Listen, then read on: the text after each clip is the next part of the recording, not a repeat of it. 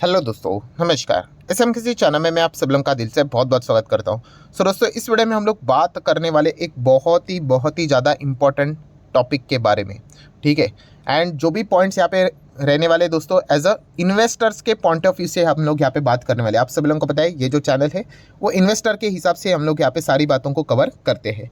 सो topic क्या है दोस्तों? तो आप सभी लोगों को पता है रेलवे स्टॉक्स, रेलवे भी है, डिफेंस भी है। ठीक है। एंड उसी से रिलेटेड बहुत सारे जो डाउट्स आते हैं वो भी मैं क्लियर करने की कोशिश यहाँ पे करने वाला हूँ। सो रेलवे स्टॉक्स की बात करें, ठीक है, ये हमेशा हम लोगों ने चेक किया ही है कि कोई भी पर्टिकुलर सेक्टर में या फिर किसी स्टॉक्स में एकदम रॉकेट की तरह तेज़ी आती है तो कमेंट सेक्शन में फिर उसी के बारे में यहाँ पे पूछा जाता ही है। फिर उसमें रेलवे क्या, डिफेंस क्या, किसी भी स्टॉक्स में। ठीक है। तो फॉर्मेलिटी के हिसाब से अगर हम लोग स्टार्ट करें बात, तो आरबीएनएल देखेंगे आज के दिन ज़बरदस्त तेज़ी, 5-5.5% तेज़ी देखने को लिए अच्छा परफॉर्मेंस देखने को मिल रहा है।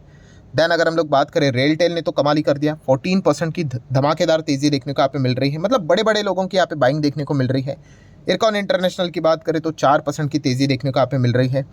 देन आईआरएफसी की बात करें, यस, ये तो 12% हम लोग को ज़बरदस्त फास्ट यहाँ पे जाते हुए देखने को यहाँ पे मिल रहा है। बीच में ओएफएस की खबर के चलते नीचे आया, यहाँ पे आया था, बट अभी तक ओएफएस की कोई ऑफिशियल खबर तो आई नहीं। कोई बात नहीं, आज नहीं तो कल, परसों नरसों कभी ना कभी तो आने ही वाली है। एनीवेज, बट उसके बावजूद स्टॉक अभी फिलहाल 56 तक जाते हुए देखने को मिल रहा है। एंड यही जो लेवल देखने को मिल रहा है, कंपनी का ऑल टाइम हाई, नया हाई 52 हाई देखने को मिल रहा है।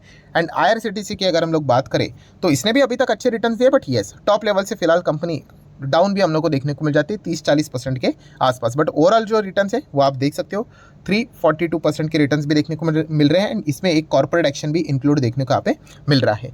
बाकी कंपनीज की भी बात करें, ऑल टाइम के रिटर्न्स आप देख सकते हो। आईआरएफसी भी 126% की रिटर्न्स। ठीक है। देन इरकॉन इंटरनेशनल की बात करें, लगभग 200% के रिटर्न्स। इसने तो भाई बहुत ही ज़्यादा रिटर्न्स दिए, क्योंकि इसमें बोनस भी है, स्प्लिट भी है, डिविडेंड भी एंड कैपिटल गेन भी है। ठीक है। तो ये सिर्फ 185 नहीं है, बहुत कुछ इसने दिया है। रेलटेल की बात करें तो ऑलमोस्ट 100% के रिटर्न हो चुके हैं। एंड आरबीएनएल की बात करें, इसने तो 600% के रिटर्न यहाँ पे कर दिए हैं। ठीक है। तो एज ए इन्वेस्टर ये पॉइंट्स को हम लोगों को बार बार कवर करना पड़ता है। ये बेस्ट, मतलब बोलते हैं ना कि ये जो कोड बोला जाता है कि आप शेयर खरीद के सिर्फ काम नहीं चलता है, होल्ड करना यहाँ पे पड़ता है। उसका अगर ब्रांड एम्बेसडर किसी को अगर बनाना है तो फिलहाल ये रेलवे स्टॉक्स को यहाँ पे बनाया जा सकता है। खास करके आरबीएनएल की बात करें, आईआरएफसी की बात करें, जहाँ पे आप देख सकते हो 2.5 साल तक जीरो रिटर्न्स बने, इनफैक्ट नेगेटिव रिटर्न्स बने हैं।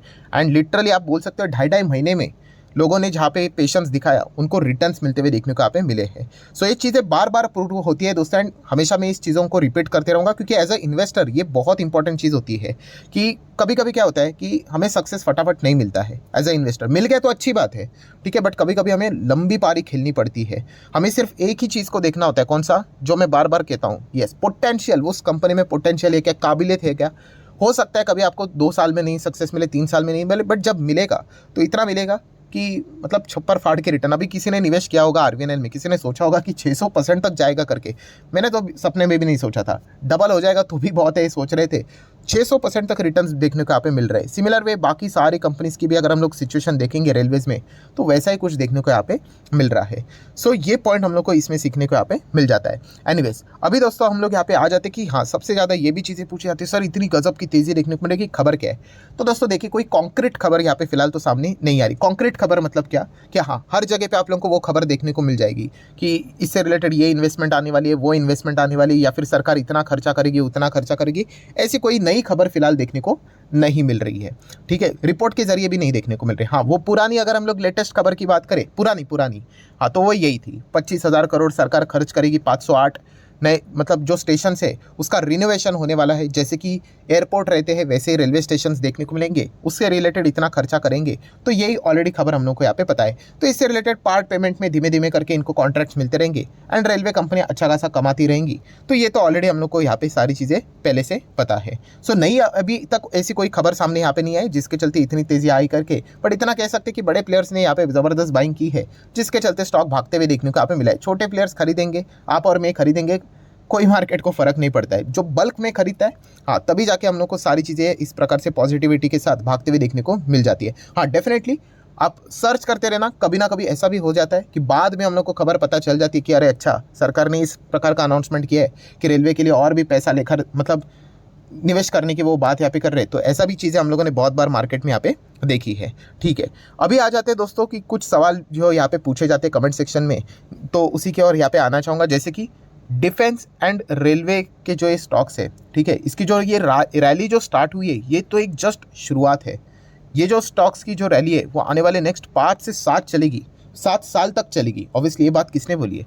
विजय केडिया सर ने। तो विजय केडिया सर के मुझे नहीं लगता कि कोई किसी को इंट्रोडक्शन देने की ज़रूरत है, ठीक है। तो उन्होंने इस प्रकार की बात यहाँ पे की है, तो बहुत सारे लोगों के कमेंट भी आ ही जाते हैं, ठीक है, कि सर आपको क्या लगता है कि इतना लंबी अवधि तक क्या रेलवे एंड डिफेंस स्टॉक्स यहाँ पे चलेंगे, ठीक है। तो ये मैं अपना कुछ पॉइंट ऑफ व्यू है वो थोड़ा सा आप लोगों के सामने यहाँ पे रखना चाहूँगा। तो पहले तो हम लोग देख लेते हैं कि विजय केडिया सर ने यहाँ पे क्या क्या मतलब हाईलाइटेड पॉइंट्स यहाँ पे बोले कि मतलब उनको क्यों लगता है ऐसा कि ये स्टॉक्स यहाँ पे भागते रहेंगे। तो इसके पीछे का उनका ये मानना है कि ये गुड रन इसीलिए चलता रहेगा क्योंकि सरकार की अगर हम लोग बात करें, ठीक है, ये सरकारी कंपनी है, हम सिर्फ रेलवे की बात नहीं कर रहे, इसमें डिफेंस भी पकड़ लेना। तो यस, जो कैपेक्स रहता है दोस्तों गवर्नमेंट के ओर से जो खर्चा यहाँ पे किया जाता है इन सेक्टर के प्रति हम लोग को लगातार अभी दिन ब दिन बढ़ते हुए देखने को मिल रहा है। रेलवे एंड डिफेंस दोनों सेक्टर के यहाँ पे वो बात कर रहे हैं। सो उन्होंने ये भी कहा है कि ये जो हम लोगों को चीज़ें जो देखने को यहाँ पे मिल रही है, जो सेक्टर है, ठीक है, कुछ लोगों ने इस सेक्टर को पहले ही यहाँ पे पकड़ लिया था मतलब पहले ही जान लिया था कि हाँ ये सेक्टर आने वाले समय में बहुत अच्छा करेंगे करके। अभी तो ये जो स्टोरी है वो तो मतलब प्ले आउट हो चुकी है, मतलब हर किसी को अभी इन सेक्टर के बारे में पता चल चुका है। एंड अगर देखा गया तो आने वाले समय में कि ये जो रैली देखने को मिल रही है वो कंटिन्यू यहाँ पे रह सकती है, वे विजय केडिया सर का यहाँ पे मानना है, ठीक है। उन्होंने तो अपना पॉइंट ऑफ व्यू यहाँ पे सामने रखा है। अभी अगर हम हमारे हिसाब से अगर हम लोग चीज़ों को जानने की कोशिश करें, क्या वाकई में रेलवे स्टॉक्स, ठीक है, जिस प्रकार से पागलों की तरह भाग रहे हैं, एंड डिफेंस की भी अगर हम लोग बात करें, आप देख सकते हो ये जो दोनों सेक्टर यहाँ पे भाग रहे हैं, जैसे मैंने कहा कि ये सरकारी सेक्टर हम लोग को ज़्यादा देखने को यहाँ पे मिल रहे हैं। तो क्या ये रैली ऐसी ही कंटिन्यू रह सकती है? तो दोस्तों देखिए, सबसे इंपॉर्टेंट चीज़ हम लोग को समझनी पड़ेगी कि ये भाग क्यों रहे हैं, सबसे इंपॉर्टेंट चीज़ है। सो दोस्तों ये भाग इसीलिए रहे हैं क्योंकि अगर हम लोग बजट की बात करें, ठीक है, ये बजट से ही सारी चीज़ें स्टार्ट हुई थी, तब से मैंने भी आप लोगों को कहा था। आप चाहो तो मेरे पुराने वीडियोस भी देख सकते हो कि फ्यूचर ओरिएंटेड सेक्टर में ये दो सरकारी सेक्टर के ऊपर भी फोकस रखो करके, ठीक है। तो अभी आप लोग रिजल्ट आप ही के सामने है। सो बजट में अगर देखा गया दोस्तों तो यस, इन सेक्टर्स के प्रति जो मतलब पैसा जो इनके ऊपर लगता है बजट में, हाँ, वो कई गुना तक हम लोग को बढ़ते हुए देखने को मिला। वही जो बात विजय केडिया सर ने कही कि कैपेक्स, सरकार का जो खर्चा हम लोग को देखने को यहाँ पे मिल रहा है इन सेक्टर्स के प्रति, वो लगातार बढ़ते हुए देखने को मिल रहा है। एंड अगर पैसा अगर सरकार लगाती जाएगी तो ऑब्वियसली कंपनीज को भी तो फायदा यहाँ पे होगा ही होगा, क्योंकि जो गणित मैंने हमेशा आप लोगों को सिखाया है, शेयर प्राइस भागता कैसा है कि अगर किसी भी कंपनी का रेवेन्यू बढ़ेगा तो उसका प्रॉफिट बढ़ेगा तो उसका अर्निंग्स बढ़ेंगे, ईपीएस बढ़ेगा तो ऑटोमेटिकली ग्रोथ आएगी एंड कंपनी का शेयर प्राइस बढ़ेगा। ये सिंपल सा गणित है। तो इसका फर्स्ट स्टेप क्या है? रेवेन्यू। सो रेवेन्यू बढ़ेगा कैसे कि अगर सरकार यहाँ पे ऑर्डर्स देती जाएगी एंड इन्हीं कंपनीज को वो ऑर्डर्स अगर मिलते जाएंगे तो इनके ऑर्डर बुक स्ट्रांग हो जाएंगे। सो आज नहीं तो कल पैसा इनको यहाँ पे मिलने वाला है, उसका रियलाइजेशन होने वाला है, बुक्स ऑफ अकाउंट्स में वो रिफ्लेक्ट हो जाएगा, प्रॉफिट दिखेगा, ईपीएस दिखेगा, तो स्टॉक्स भी यहाँ पे भागेंगे। सो ये जब तक स्टोरी चलती रहेगी दोस्तों तो ये स्टॉक्स यहाँ पे भागते रहेंगे। ऐसा नहीं कि बस भविष्यवाणी करनी कि हाँ बस भाग लेंगे करके, नहीं, हमें ये चेक करना पड़ेगा कि सरकार कितना इन सेक्टर्स के ऊपर खर्चा कर रही है करके। इसलिए जब भी बजट आएगा ना तो ये स्टॉक सबसे ज़्यादा फोकस पे रहेंगे। दोनों, रेलवे की भी बात करें, डिफेंस की भी बात करेंगे तो, क्योंकि अगर यहाँ पे सरकार का खर्चा कम हो गया इन सेक्टर्स के प्रति तो फिर इन स्टॉक्स में क्या हो जाएगी, प्रॉफिट बुकिंग हम लोग को देखना यहाँ पे स्टार्ट हो जाएगी। एंड अगर सरकार लगातार इसके ऊपर खर्चा करती रहेगी तो ऑब्वियसली फिर कंपनीज को क्या है, भागना ही तो है यहाँ पे सिर्फ, क्योंकि आत्मनिर्भर भारत का भी नारा देखिए, रेलवेज में तो हम लोग को ज़्यादा कोई दिक्कत नहीं है। डिफेंस की अगर हम लोग बात करें तो सरकार ने आत्मनिर्भर भारत का नारा यहाँ पे दिया है, तो मैक्सिमम जो ऑर्डर्स यहाँ पे मिल रहे हैं वो डिफेंस कंपनीज को, जो हमारे भारतीय कंपनीज है उन्हीं को मिलते हुए देखने को मिल रहे हैं। सो वो स्टैंड देखना बहुत इंपॉर्टेंट है, ठीक है। अगर वो स्टैंड चेंज हो गया तो फिर स्टॉक भी नीचे आ जाएंगे। सो ये इसके पीछे का एकदम लॉजिकल जवाब है, ये भी पॉइंट हम लोग को यहाँ पे पता होना चाहिए। सो जो लोग इन्वेस्टमेंट करते उनको ये सारी चीज़ें मैं अच्छे से थियरी के हिसाब से सिखाकर रख चुका हूँ। अभी व्हाट नेक्स्ट, ये सबसे इंपॉर्टेंट चीज़ है। अभी इन स्टॉक्स में अगर देखा गया, दोनों रेलवेज की भी बात करें एंड खास करके डिफेंस की बात करें, इनमें सबसे ज़्यादा रिस्क क्या है, ठीक है। इस चीज़ों को अवॉइड करके नहीं चलेगा दोस्तों। इन्वेस्टमेंट अगर आप कर रहे हो तो ये पॉइंट आपको पता होना चाहिए। यस, इनमें सबसे बड़ी अभी की रिस्क यहाँ पे रहने वाली है वो है इलेक्शन। इस पॉइंट को हम लोग इग्नोर नहीं कर सकते, क्योंकि ये अल्टीमेटली सरकार की पॉलिसियाँ क्या है, ठीक है। कोई भी सरकार रहेगी, किसी की भी सरकार रहेगी, तो उसकी पॉलिसियाँ क्या है उस हिसाब से वो सेक्टर चलता है, ठीक है।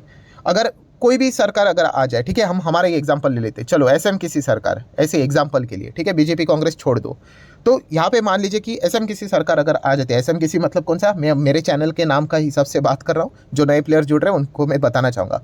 सो देखना पड़ेगा कि अगर एसएमकेसी सरकार यहाँ पे बन रही कि कौन सा व्यक्ति है, उसका रुख क्या है उस पर्टिकुलर सेक्टर के बारे में। क्या वो रेलवे सेक्टर के बारे में पॉजिटिव बात कर रहा है या फिर नेगेटिव बात कर रहा है।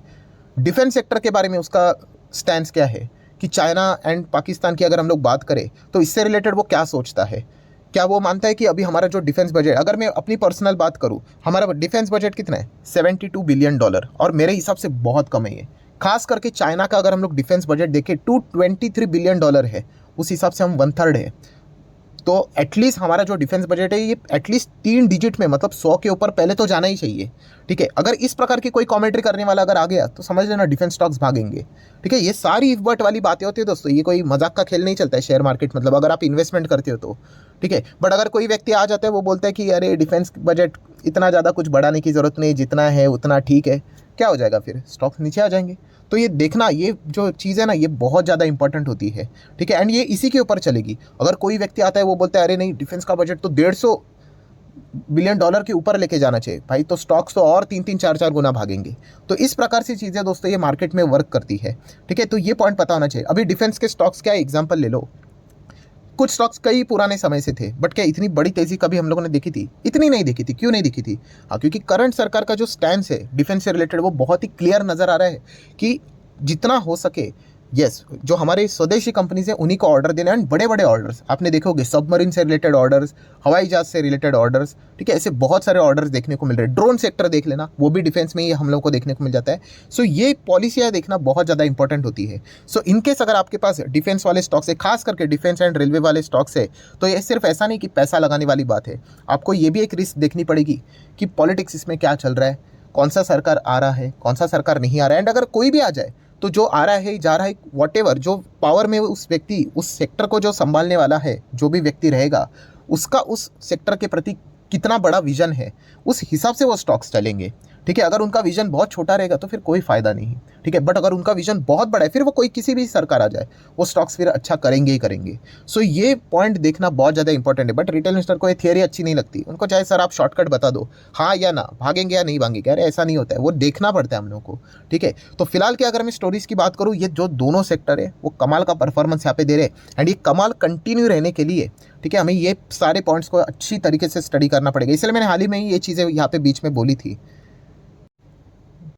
कि भाई ये स्टॉक्स तो इन सेक्टर वाले ज़बरदस्त यहाँ पे भाग रहे हैं, बट इसमें बस ऐसे रैंडमली तेज़ी देखकर मत जाना। इन पॉलिटिक्स का जो ये पॉइंट रहता है, ये जो एंगल रहता है, सरकार का एनालिसिस वाला भी पॉइंट रहता है, उसको भी स्टडी कर लेना, एंड अकॉर्डिंगली डिसीजन आपने यहाँ पे लेना चाहिए। सो आई होप, आशा करता हूँ दोस्तों कि आप लोगों को वीडियो पसंद आएगा। तो चाहो तो आप इसको लाइक एंड शेयर कर सकते हो। एंड डीमैट अकाउंट अगर आपने अभी तक ओपन नहीं किया है तो लिंक नीचे डिस्क्रिप्शन में 25 वीडियो की लिस्ट आपको बिल्कुल फ्री ऑफ कॉस्ट मिल जाएगी। आपका नाम, कौन सा अकाउंट आपने लिंक के थ्रू ओपन किया है, प्रॉपर्ली कमेंट्स में मेंशन कर देना। तो हफ्ते भर के अंदर सारे लेक्चर्स मेरे साइड से फ्री ऑफ कॉस्ट प्रोवाइड कर दिए जाएंगे, ताकि आप शेयर बाजार को आसान भाषा से सीख सको। So that's it, thank you very much दोस्तों, we will be meeting our next video. तब तक के लिए बाय बाय।